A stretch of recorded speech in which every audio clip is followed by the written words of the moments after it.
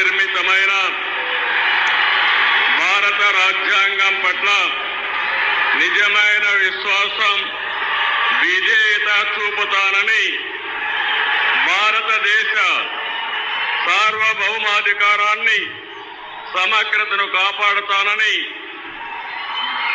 ఆంధ్రప్రదేశ్ రాష్ట్ర ముఖ్యమంత్రిగా నా కర్తవ్యాలను శ్రద్ధతో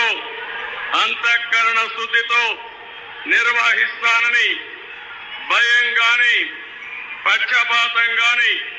రాగద్వేషాలు గాని లేకుండా